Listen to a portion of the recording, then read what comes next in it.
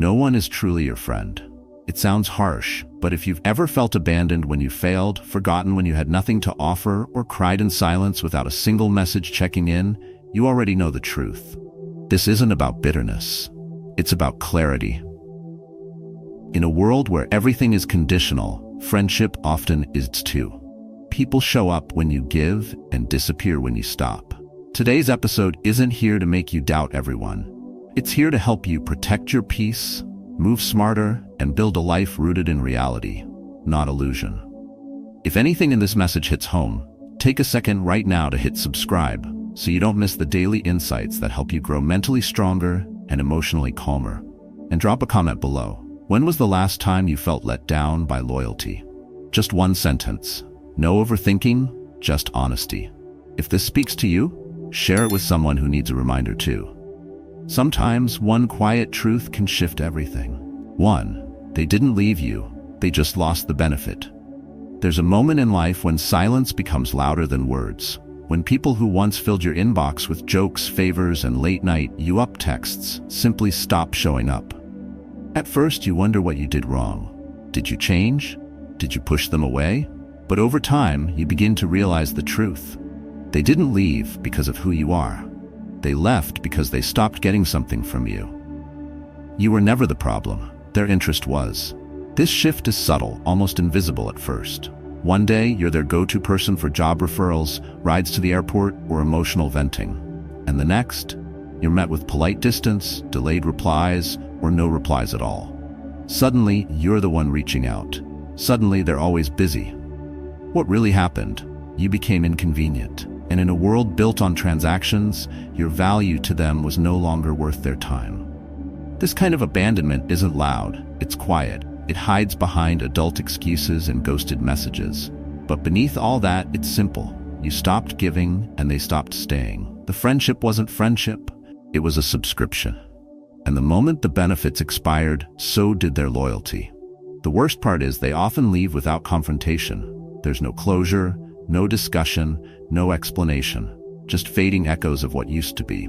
You sit there, wondering if you're hard to love, hard to hold on to, when in reality, you were just easy to use. Think of yourself like a charging station at a crowded airport. People crowd around when their battery's low, smiling as they plug in, grateful for your energy. But once they're back to 100%, they walk away. No thank you, no second thought. Or maybe you've been the ATM of your circle, open access, always available, until one day you simply run out. And instead of understanding, they blame you for being different. But you didn't change. You just stopped being drained. In Stoic thought, we don't beg for loyalty, nor do we mourn the loss of conditional company. Instead, we accept, with clarity, not bitterness, that many relationships are reflections of need, not true connection. It's not our job to fix that. It's our job to observe, detach, and protect our peace. Emotional detachment isn't coldness, it's wisdom. And when you see someone leave after the giving stops, don't chase. Don't take it personally. Simply note it as a sign. They never loved you. They loved what you gave. Let them go. And trust this. Anyone who walks away when the benefits end was never built to walk with you long term. 2. Loyalty isn't measured by time, but by how they treat you. When you have nothing, it's easy to mistake history for loyalty. You look at someone you've known for years, shared birthdays, late-night talks, road trips, and you believe that time must mean something. That a decade of friendship guarantees they'll be there when life turns dark. But time is deceptive. Loyalty isn't about how long someone has stood beside you in comfort. It's about how they behave when comfort disappears.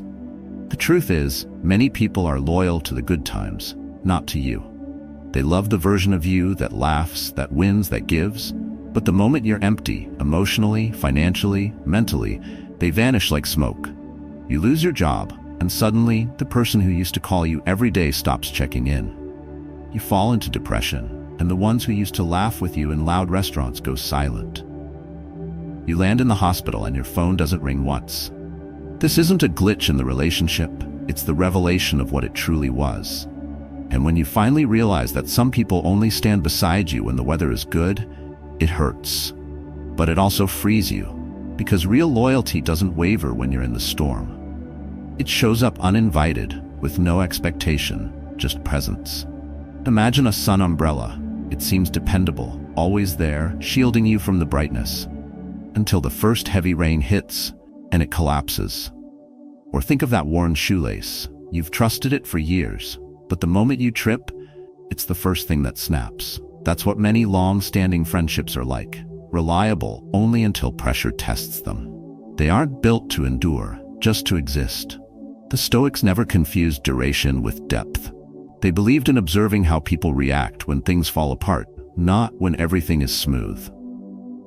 And that mindset protects you.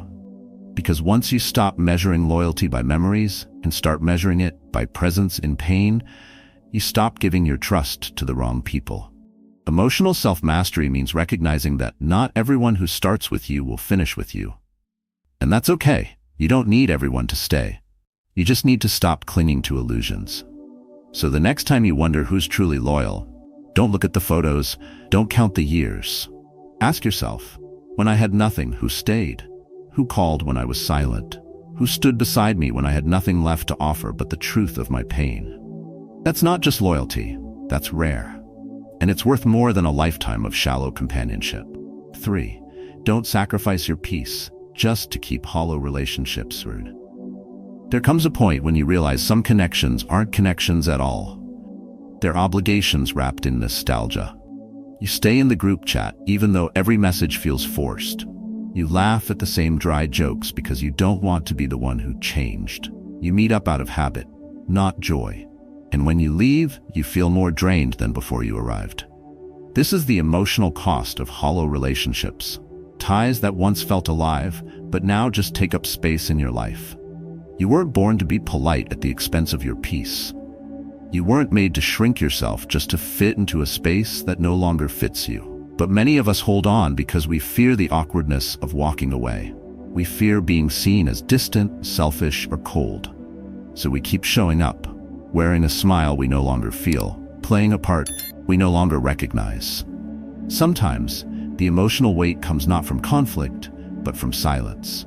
You keep texting out of obligation, responding to their check-ins even though each reply feels like a chore. You stay in touch with someone not because they bring value, but because they've been around for years. But time is not a reason to keep people close.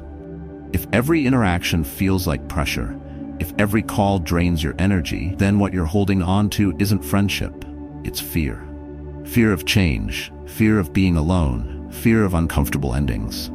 But endings are not always bad. Some doors must close for air to return to the room. Think of that broken chair you keep in your living room, the one with sentimental value but a missing leg. Every time you sit, you're bracing for collapse. Or that old jacket in your closet, it once fit, but now it restricts you.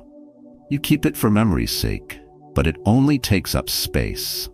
That's what stale relationships do. They restrict your emotional freedom while pretending to offer comfort. Letting go of them doesn't mean you're cold. It means you're choosing peace over pretense. In Stoic thought, inner peace is not negotiable. It's a priority. Letting go isn't weakness, it's strength, the kind that comes from clear thinking and emotional discipline. You don't have to make a scene, write a speech, or explain yourself to everyone. Quietly stepping away is enough. Because the longer you hold on to what's hollow, the longer you delay the space that real connection or real solitude needs to grow. Protect your peace, even if it means walking alone, especially then. 4. Recognition from others doesn't prove your worth. There's a quiet danger in living for applause. It starts subtly. You do something you're proud of, you share it, you wait, but when no one notices, doubts creep in. Was it even good enough? Should you have done more? You begin to question yourself, not because you failed, but because others didn't validate your effort. This is how approval becomes a prison. You hand over your self-worth to the reactions of others, and when those reactions are silent, you shrink. But the truth is, your value never depended on their recognition. You were enough before anyone clapped. You were worthy before anyone liked, shared, or praised. It's easy to confuse visibility with value. In a world driven by likes and metrics, we've been taught that being seen equals being worthy.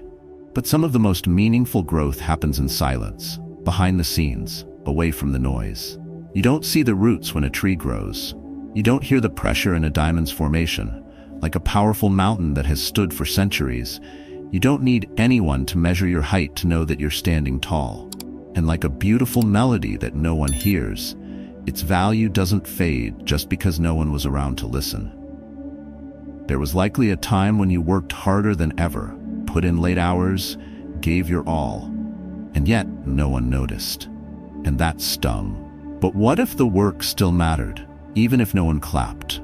What if you're not meant to be understood by everyone, especially not in the moment of your becoming? There are chapters in your story that aren't meant for public eyes. Their silence doesn't mean you failed. It just means they weren't tuned in. You were still playing the right note. And if you live for their applause, you'll die from their neglect. The Stoics understood this deeply. They didn't chase praise or fear rejection. They focused on alignment between their actions and their values, not public perception. Because when you detach from the need for approval, you unlock a kind of freedom that can't be taken away. That freedom allows you to keep showing up, even when no one is watching, even when no one understands. It allows you to pursue what's right, not what's popular. You don't need a standing ovation to be significant. The moment you stop seeking external validation and start walking in self-trust, you stop asking the world to define you and finally begin to define yourself. 5. You teach others how to treat you by what you allow. Every time you stay silent after being mistreated, you're teaching others that it's okay. You're signaling that disrespect has no consequence, that they can cross your boundaries and you'll still be there, helpful, quiet, and agreeable. What you allow becomes what they expect. And soon it turns into routine. You become the one who always says yes, even when you're drained. The one who takes on the extra work, lends the money, listens to the rants, fixes the mess, while your own needs go unnoticed. It doesn't happen all at once. It builds slowly. You sacrifice small pieces of your dignity in exchange for peace, not realizing that the peace you're protecting is fake, because it never included you. Maybe it started with a close friend who asked for help one too many times. You gave without question, because that's what good friends do. But then, when you needed support, they vanished. And still, you said nothing. Or at work, your colleague kept handing off tasks to you. You handled it, thinking it would stop. It didn't. Why would it? You kept showing them that your boundaries were flexible, or worse, non-existent. And now you're exhausted, not just from what you're doing, but from what you're tolerating. Think of your life like a home. If you leave the door open every night, people will come in. First your friends, then strangers, eventually thieves. And when something's missing, you wonder why. But it was you who left the door open. Or imagine driving without using turn signals. At first, others hesitate, but eventually they stop respecting your direction, because you never clearly showed where you're headed. That's what happens when we don't assert who we are. We let people guess, and they almost always guess wrong. Stoicism teaches that self-respect begins with self-responsibility. You can't expect others to value your time, your energy, your presence, if you treat them like things to be spent freely. Saying no is not cruel, it's clarity. And if someone walks away because you set a boundary, let them. They were never meant to stay. True peace is not the absence of tension, it's the presence of truth. You are not here to be everything for everyone. You are here to protect your energy, to build inner balance, to teach the world, through your actions, how you deserve to be treated. And that lesson begins the moment you stop apologizing for standing up for yourself. In the end, the real lesson is simple. Your peace, your worth, and your energy are not for sale. You were not born to beg for loyalty, to chase validation, or to hold on to hollow friendships just because they've been around. Life has a way of revealing what's real, especially when you stop giving and start observing. True loyalty doesn't need reminders. True connection doesn't fade when you're no longer useful. And true strength begins when you stop fearing solitude and start trusting your own inner voice. Let today be the moment you reclaim your energy. Set boundaries with calm confidence. Walk away from what drains you. Stand tall in your truth, even if it means standing alone. You don't need many, you just need peace, clarity, and quiet strength. Now we want to hear from you. Share your story below. When did you realize someone wasn't really your friend? Your experience may give someone else the clarity they need. If this message spoke to something real inside you, don't forget to like the video and subscribe for more content on mastering your energy and building emotional self-trust. Keep protecting your peace, because you deserve to.